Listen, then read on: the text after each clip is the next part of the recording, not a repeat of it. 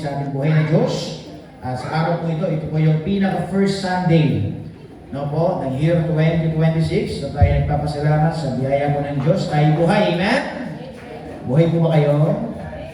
Ang buhay nagre-response, amen? No po, so pag ulat malamig, no, ay tayo po ay maglilingkod sa Panginoon. Sino pa yung nalingkod dito kanina? Yung ba sabi na, hindi ko malamig. So, pwede naman mag-init ng tubig. No? Mag-init ng tubig, pero ang hangin na lamig, no? Bihira. Pero napagtagumpayan natin yung pagliligo natin. Since, may sinanap sa'yo, no? So, sige po. Buksan mo natin ating Bible. Dito po sa book of 2 Corinthians chapter 8. 2 Corinthians chapter 8, let's read verse 1 down to verse number 5. Nako, at kagaya po ng announcement kanina, sa pananambahan po natin, bawat linggo, mag-i-start po tayo ng 9 o'clock. Nako.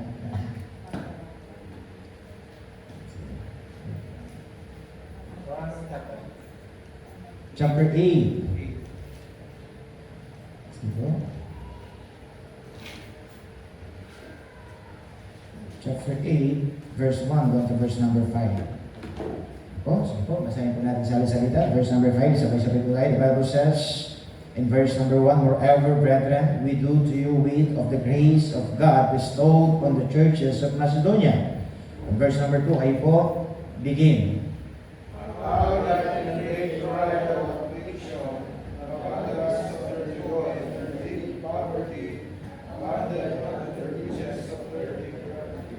Verse number 3. For to their power I bear record, yea, and beyond their power they are willing of themselves. Verse number 4, begin. Praying us with much sincerity that we would receive the gift and think about God's fellowship and His reasoning saints. Verse number 5, sabay-sabay po tayo, begin. And this they did, not as we hope, but first gave their own selves to the Lord and unto us by the will of God. Tayo po ngayon ay mukot, manalangin. Ang manaming Diyos na kila sa lahat, kami po Lord ay nagpupuri po nagpapasalamat. Ito po ang unang Sunday ng year 2026 na siya pong mabagat biyaya na kami po ay nakakapagpatuloy. Maraming salamat sa inyo pong kalakasan, sa pong bawat pagkakataon.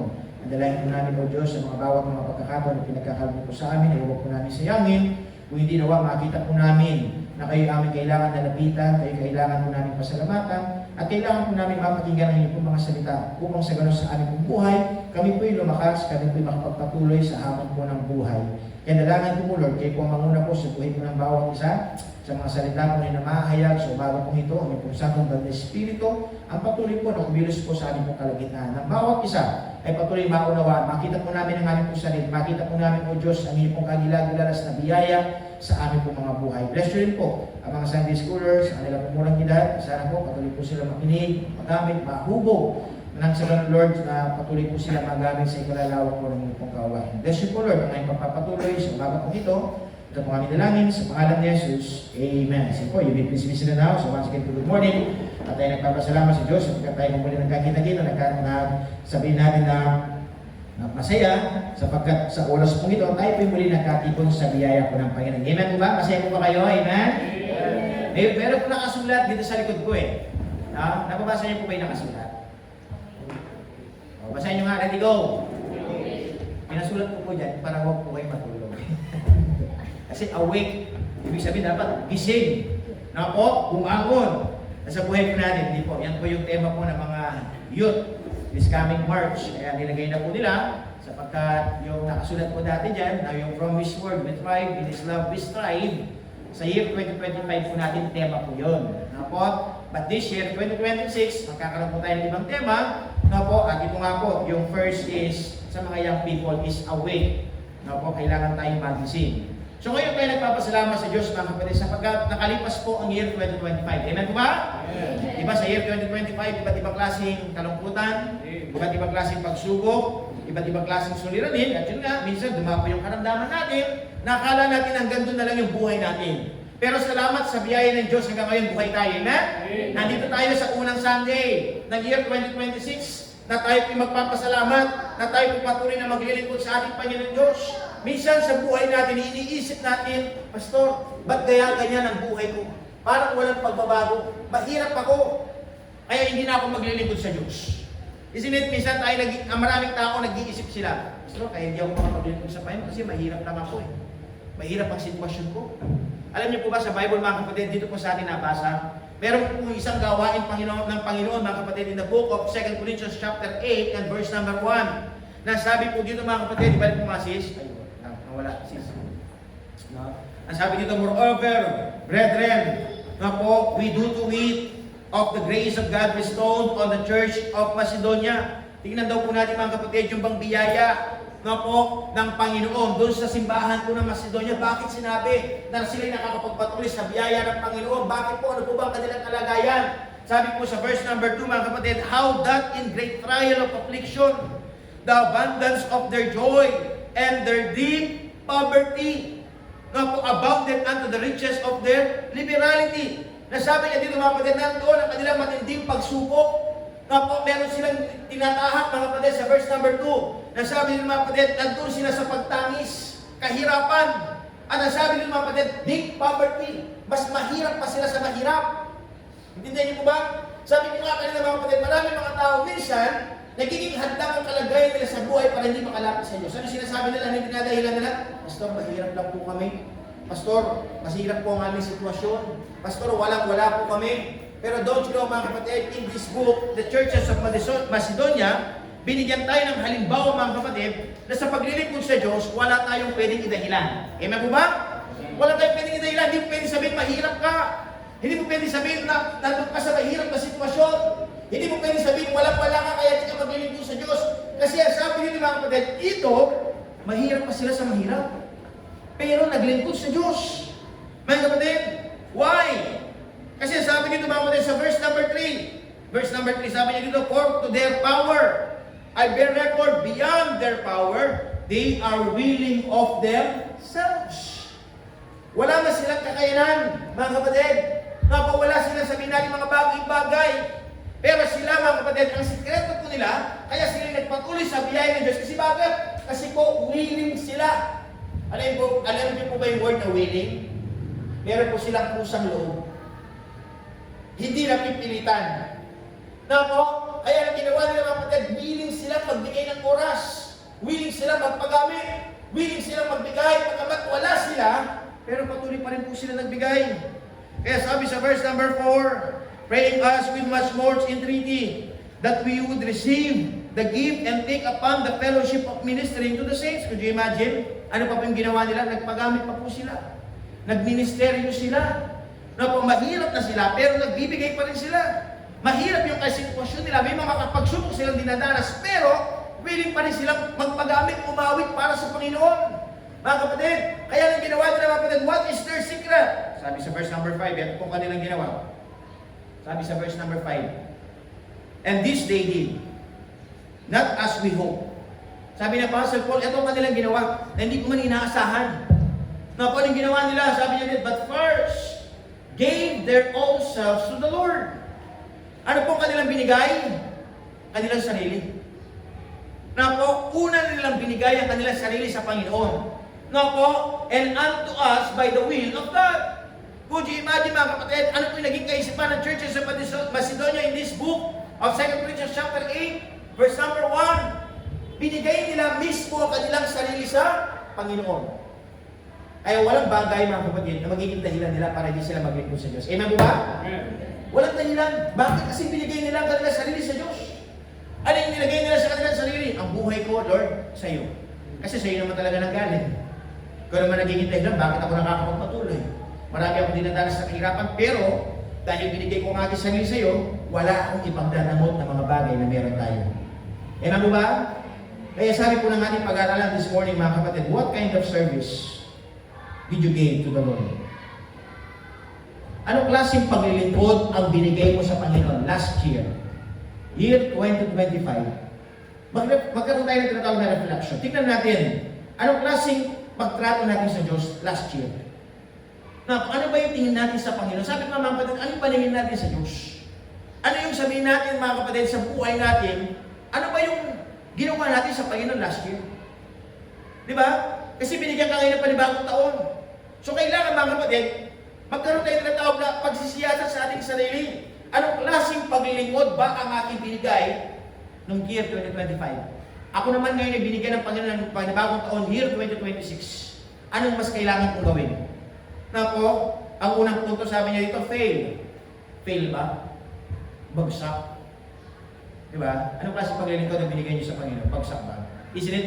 Sabi ko nga po sa inyo mga kapatid, sa pag-aaral meron tayong grado. Diba? May grades na nilalagay. Na po, merong pass, merong fail. Na po, but the question is this, tignan mo yung sarili. Ilang Sunday meron ang isang taon? 52. Out of 52. Na po, out of 52. Kung lagyan na lang natin ng tigi isang check, bawat Sunday, di ba? Dapat kailangan mo yung perfect score is 52. Tama ko ba? But the question is this, mga kapatid, ilang check kaya meron ka sa isang taon? Ilang paglilingkod ang iyong nilaan? No po? Ilan yung kalahati ng 52? 26? Meron ba 26? Di ba?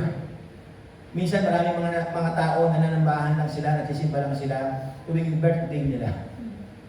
Tuwing nakapanaginip ng masama, binangungot sila kaya magsisimba sila. Yun ba yung reason bakit tayo lumalapit sa Diyos? No way, man! Kaya dapat mga kapatid sa buhay natin, hindi nawa tayo bumagsak sa ating paglilingkod.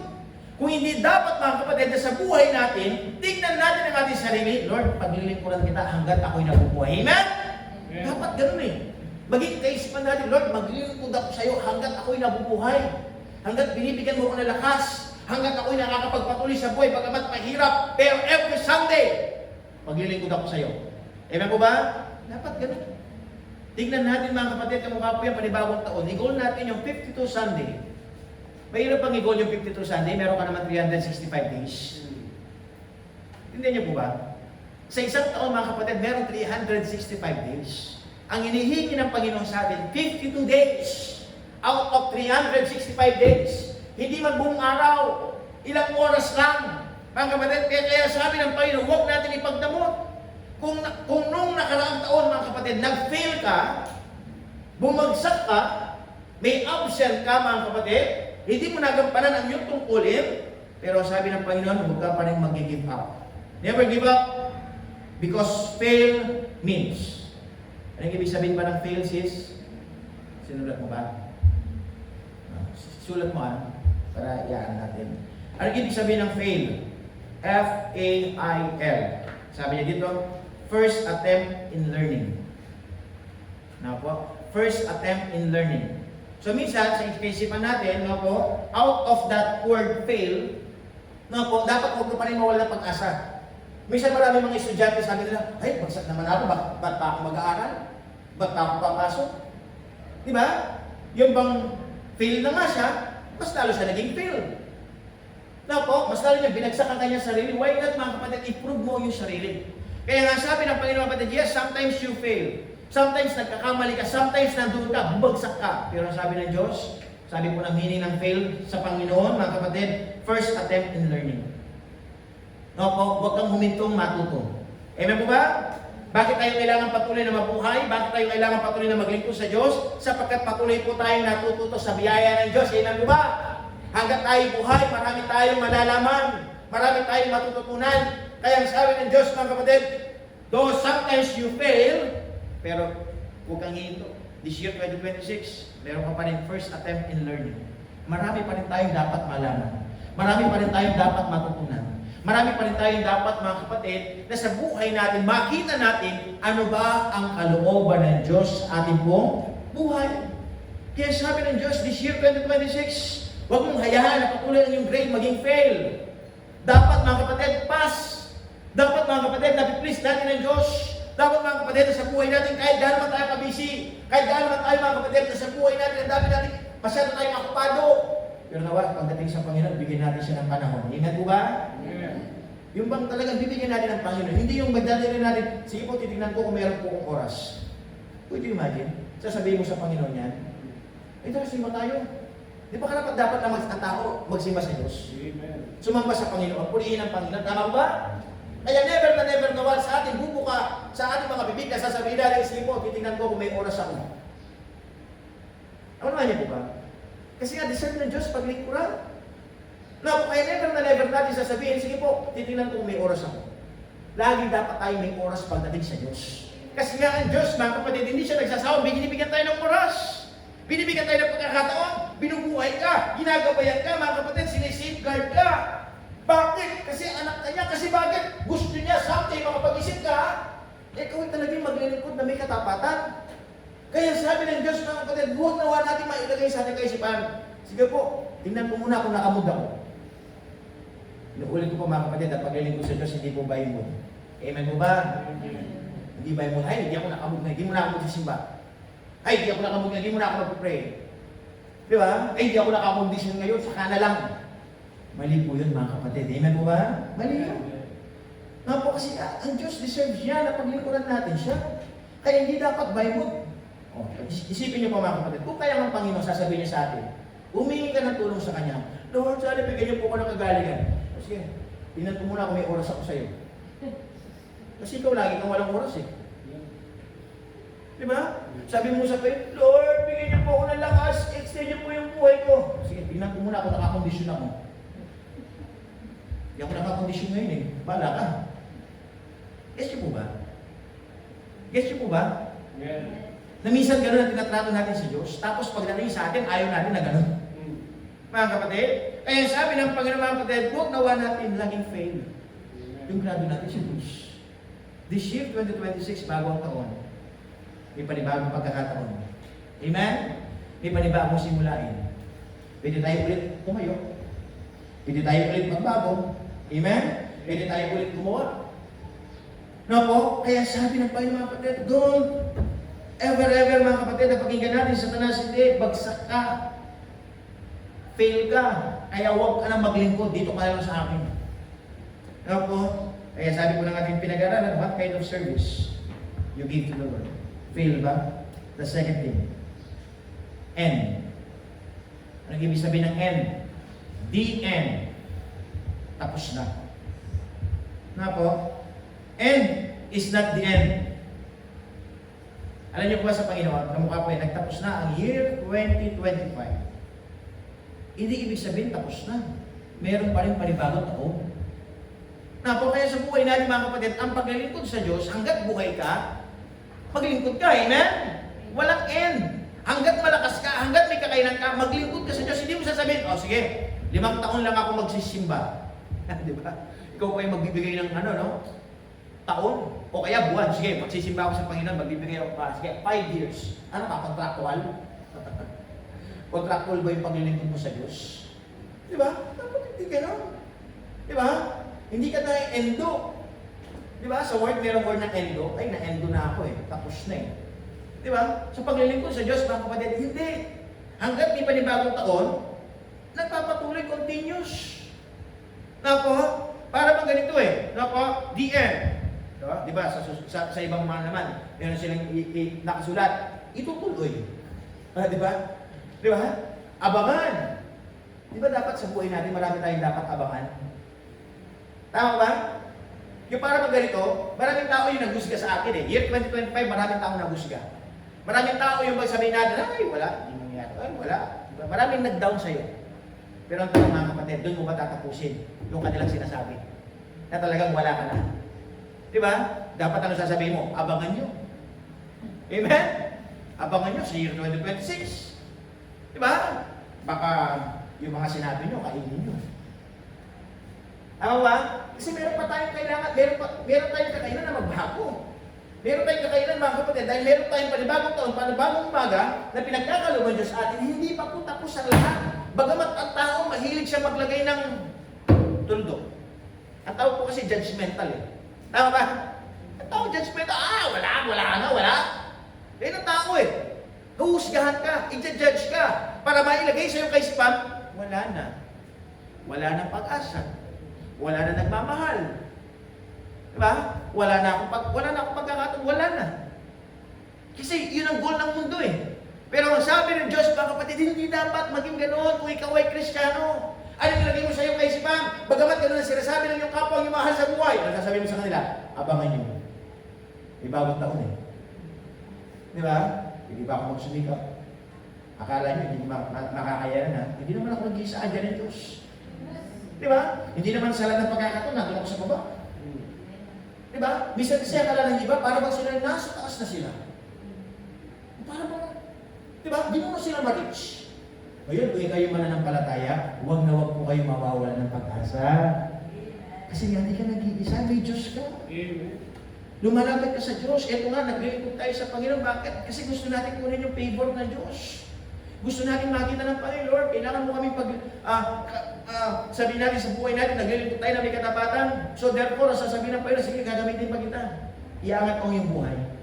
Maraming taong dinadawan ka, pero iangat kita. Itatayo kita. Amen? Kaya this year, 2026, marami silang dapat abangan. Amen mo ba? Kasi marami tayong basher eh. Alam ba yung mga basher? Mga nagbubusit. Diba kasi ang buhay parang showbiz eh. Titignan mo, hindi naman ako mukhang artistahin na, pero dami kong basher.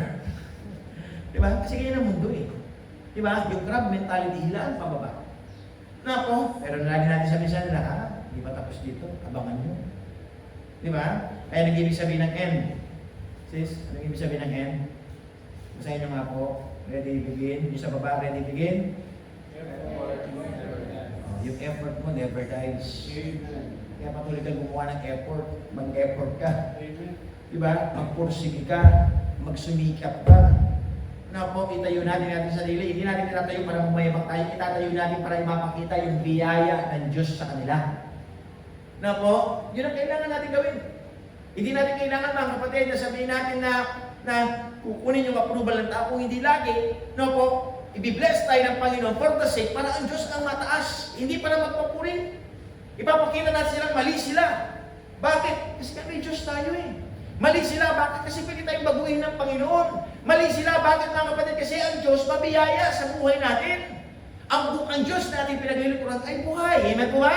Amen. Buhay yung Diyos natin. Kumikilos. Kaya nga tayo binabago araw-araw. Kaya nga ang Diyos nangungusap sa atin.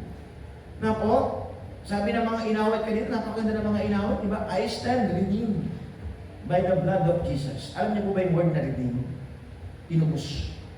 Di ba? Minsan sa mga, redeem. Diba? O, kailan mo i-redeem? Kukunin, tama ba?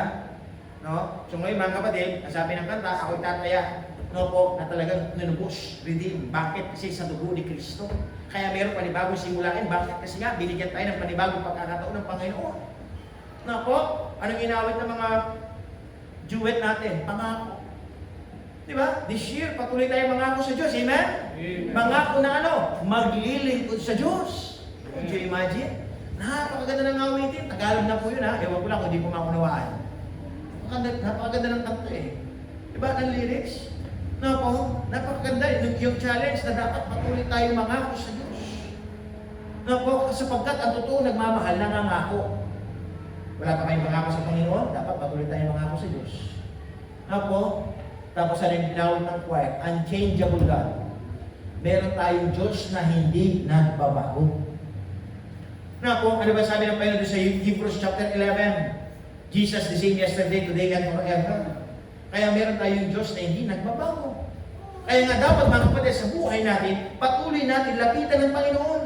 Na dapat sa buhay natin yung effort natin, yung pagpupursige natin, huwag na huwag mahinto. Hindi lang tayo pagkuna. Magaling. Kamukha po yan. Ang pananabahan po natin, ng oras magsisimula? Mahina na.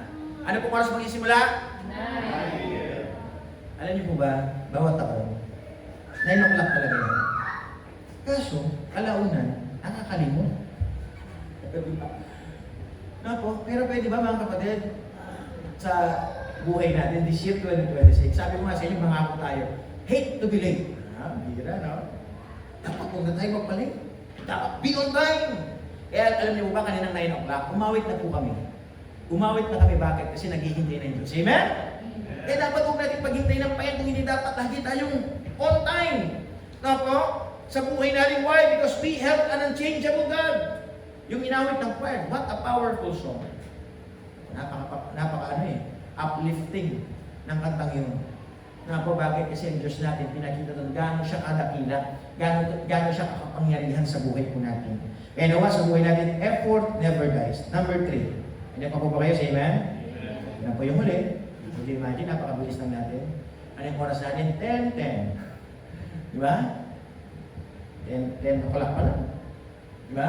O, kung sa mga darating, mga nakaraan natin paglilingkod, nagsisimula pa lang tayo. Pero ngayon, patapos na, amen?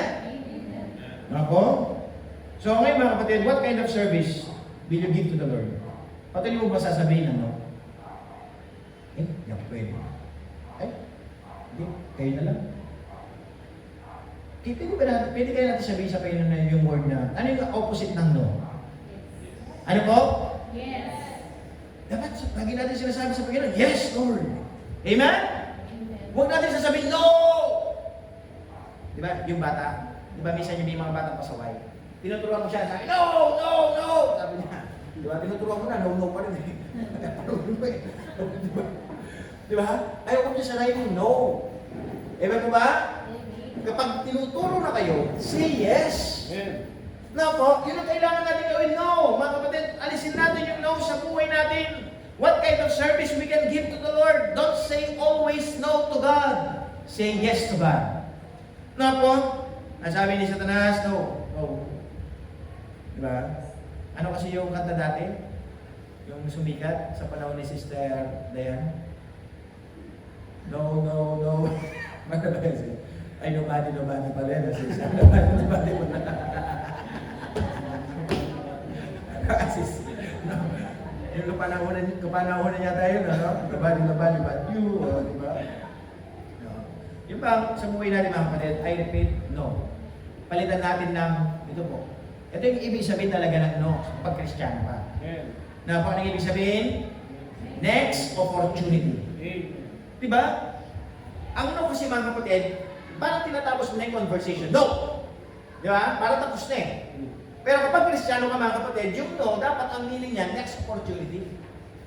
No po, may panibagong pagkakataon. May panibagong oportunidad. No po, na binibigay ng Panginoon sa atin. Kaya ang sabi ng Panginoon mga kapatid sa buhay natin, magpatuloy ka lang na maglingkod sa Kanya. No po, sapagkat sa panibagong umaga, panibagong bukas, merong binibigay ang Diyos na panibagong oportunidad. Next opportunity. Di pa huli ang lahat. Pwede pa. Kaya sabi ko nga sa inyo mga kapatid, kailangan abangan. Diba? Excited na ba kayo sa year 2026? Ano gusto niyo sa year 2026? Pagpapala o pagpapala? Kasi dalawa yun eh. Sabi ng Diyos eh, kung ayaw mo ng blessing, cursing. Diba? Kaya ano sabi ng Panginoon? Pagpapala o pagpapala? Pagpapala. Para natin makukuha yung blessing, yung pagpapala ng Diyos, patuloy tayong maglingkod sa Kanya. No po? Kaya sabi dito mga kapatid, we have a lot of opportunities sa buhay natin. Kaya sabi po ng ating pinag-aralan mga kapatid, ito kailangan natin gawin sa Panginoon. No po? Sa buhay natin sis, ano kailangan natin gawin? Basahin nyo mga po yan. Ready? Go! This year 2026 ang tanong ng Diyos, carry me. No po, dalhin mo ako. Ano kailangan natin dalhin mga kapatid? Yung mission ng Diyos. May gawain po kasi ng Panginoon. No po, ano yung God's mission? To proclaim gospel. Ano po yung gospel? Death, burial, and resurrection of our Lord Jesus Christ. Ano po yung mission natin mga kapatid? Makapag-soul winning. Makapaghayag ng pag-ibig ni Kristo. Na hindi lang tayo basta ang dapat naglilingkod, kung hindi dapat, ang iba din. Maunawaan ang tunay na kahalaga ng buhay. We must carry God's mission. Na po, kaya sabi ng Diyos, this year 2026, patuloy tayong na po, mag-soul winning, mag-Bible study. Amen po ba? Yeah. Sana pag-pray natin, no po, sa darating na next year, dodoblehin yung bilang natin. Paano mangyayari po yan? Kung tayo mag-soul winning, kung tayo mag-i-invite, kung tayo mga kapatid na patuloy na mag-Bible study. No po? Kaya sabi ng Panginoon, just carry me, dalhin mo ako sa iyong buhay, ipamuhay mo ako. Ano pa sabi ng Panginoon, this year 2026, ano kailangan gawin sa Panginoon? Basahin nyo nga, ready, begin. It's a question. This year, 2026, the Lord is asking, just trust me. Trust me. But the question is this, did you really trust me? Diba? Did you really trust God? Ikaw ba talaga yung nagtitiwala sa Diyos? Sometimes we don't understand, but the Lord says, just trust me. Why? Kasi alam ng Diyos ang kanyang ginagawa. Na po, Sabi nga po sa inyo, may mga pinagdadaanan tayo sa buhay, hindi para ibagsak. Nais ng Diyos na ikaw ay palakasin. Nais ng Diyos, mga kapatid, ikaw ay ihanda. So, sabi ng Panginoon, magtiwala ka sa proseso. Kasi bakit? May tagumpay na ilalaan ang Diyos sa atin. Now po, ayan sabi this year 2026, just trust me, sabi ng Panginoon. Number 3, na po, na gusto ng Panginoon this year 2026. Basahin nyo nga, ready begin? Sabi ng Diyos, mahalin mo ako. Mas lalo mo pa akong mahalin this year 2026. Pero ano ng Diyos, minamahal mo talaga ako, ang tao. Di ba? Hindi siya ng tao, sabi nga po sa inyo, ano sila, mas gusto nila yung palakpak ng tao kaysa palakpak ng Diyos. Nga po, pero sabi ng Panginoon, hindi, dapat ako yung mahalin mo eh. Kaya sa taon na ito, mga kapatid, hindi ka dapat maglingkod base sa tao. Maglingkod ka sa kagustuhan ng Diyos. Eh na ba? Yun ang nais ng Diyos, mga kapatid, na dapat sa buhay natin, ipakita natin talagang minamahal natin ang Panginoon. Kaya sa year 2026, love God. Nga po, number 4. What's number 4? Sa inyo nga, ready begin? Sabi ng Panginoon, tago mo ko. Diba? Panghawakan mo ko sa iyong buhay. Keep me. Anong ibig sabihin? Yung pag ilagay mo siya sa iyong buhay, isabuhay mo siya. No po? So sabi ng Panginoon, mga kapatid, ito question ng Diyos, did you really keep God? Talaga bang ang Panginoon ay nilalagay mo sa iyong buhay o ang mundo? Di ba? Anong gawa ng mundo? Kasamaan, kasalanan, kasakiman, katakawan, no po, kayabangan. Yan po ang mundo. Kaya sabi ng Diyos, mga kapatid, huwag natin i-embrace ang gawa ng mundo. Huwag natin i-embrace ang mali. Anong kailangan natin? Sino kailangan natin i-keep sa buhay natin ng Diyos? Kaya nga andyan, ito pong kanyang salita. Dapat lagi natin itong pinangahawakan. Dapat lagi natin itong pinagkikinggan. Ito nagpapatunay na ang Diyos, kinikip natin siya. Tapo, ano ba mga kapatid ang last thing? Anong kailangan natin gawin sa Panginoon? Ready, begin?